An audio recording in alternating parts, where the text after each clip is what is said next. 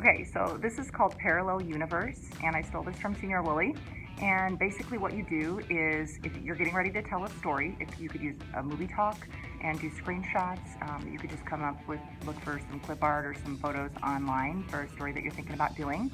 And you can have some detractors in there too, some ones that don't actually go with the story.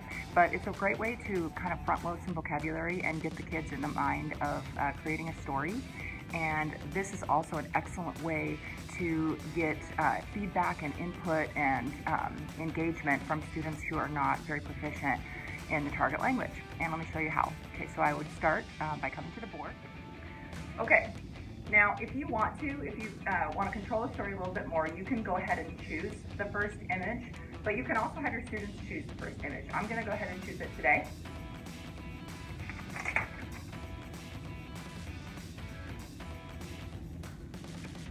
Había dos personas, un chico y una chica. Había dos personas. ¿Dónde estaban? ¿Dónde estaban? Voluntario, por favor. ¿Dónde estaban?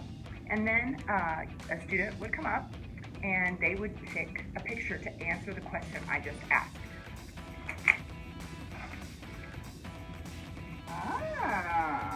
And it's good, you could have a class applause. Muy bien, sí, gracias. Sí, había un chico y una chica y estaban en el cine. Estaban en el cine. ¿Estaban en un restaurante? No, no estaban en un restaurante. ¿Dónde estaban? En el cine, estaban en el cine.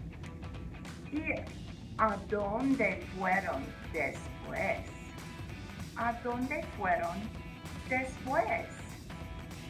¿Cómo se dice después? After. ¿A dónde fueron después?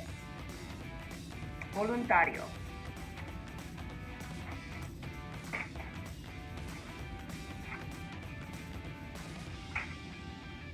Okay, so this is kind of an odd picture to pick. And so you as a teacher need to think on the fly a little bit and think about how you're going to continue the story. You're never going to tell a student a picture is a good picture, is a bad picture. Ooh, sí, estaba triste. Sí, estaba triste. ¿Y por qué estaba triste? ¿Por qué estaba triste? Voluntario. And so then the student would come and they would choose another picture, and then the story would continue on. And sometimes these get pretty crazy. The particular story that I have up on the board right now is a very specific story about a lot of interrogating by the police, so that might sway it a little bit. It might be hard to drag it off track, but I'll include a couple of the picture sequences and the stories that came out of that. What I did immediately after us telling the story was I went to my computer and I asked the story again, and I typed it up on the board as the students watched me typing what they were saying to me in Spanish. And then after that, we had a little momento de la verdad, or a little quiz, and I just gave them a paper, and I asked them some questions in Spanish about the story.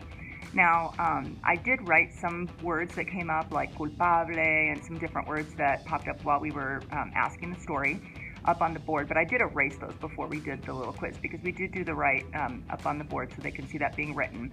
And when I asked them the questions, I asked them to answer in a complete sentence in Spanish. And that was another thing I didn't mention before I told the story, is I had them answer in complete sentences when I asked them questions about the story. So if I said, ¿Dónde estaban? And they just said, el cine. And I would say frase completa, and then they would say, oh, estaban en el cine. And once your kids get used to it, then they'll start to do that. Or at least enough of them will that the other ones will catch on and be like, oh yeah, and it will keep them on track. And so I gave them 4 or 5 questions that some were easier, some were harder. And I was just really impressed that I had some of my students who really struggle with their verb tenses and that sort of thing, like when they're answering, answering infinitives, partial sentences, that were including imperfect and preterite, which I haven't done very much with this year, in their answers, and saying like estaban en el cine and fueron and things like that. So This is actually a really effective way to do it. It's a great way to start storytelling if you haven't done storytelling before, because you've got something so visual and concrete. And also, another thing I love about it is you always have those kids that shout out answers when you do an asking of a story. And those who are really quiet, anybody can walk up to the board and just take a picture and put it there. Especially if you applaud everyone that comes up there and does it, then they don't feel like they're going to make a bad decision and they're going to be embarrassed. Okay, I'm going to go ahead and put up the stories. Okay, so here was the first period story. You can see how the pictures sequenced. It was a little interesting. Kind of hard to see sometimes what's going on. And here was the story that came out of that. So there were two young people, or adolescents, or early 20s, that were in the movie theater. They were in the movie theater to see a movie. The young person's name was Juan, and the young lady's name was Juana. Suddenly, they saw a man and a woman. They were on the screen in the movie. The man and the woman were very sad because someone accused the man of robbing the bank.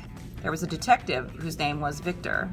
The detective had evidence in a folder that the man was sneakily walking along in the bank, and that was from a story that we had just had before. So it was kind of cool that they had that, sneakily walking along. The detective was thinking that the man was guilty, not innocent. Okay, so a pretty simple story. And then I went ahead and asked them some questions. So I went ahead and looked at the quizzes that the kids took, and I would say maybe a quarter of them didn't quite seem to get the story as strongly. The way that they answered didn't always make sense, etc. And so what I did is I created a Quizlet. I called it the Banco, which is the name of the story that we were going to do after that, pre-story, and just gave them some practice. So había, there were, estaban, they were at, or they were okay, una mujer, a woman, etc. So just to give them a little extra practice, a little bit more repetition, some more input to help them be sure that they were ready for the actual story that we were doing. So if you've never done storytelling before, I really hope that you realize after watching this that this is something that anybody can do, and this is a great way to keep it a little more concrete, keep it a little more in bounds for your students, and go ahead and give it a try.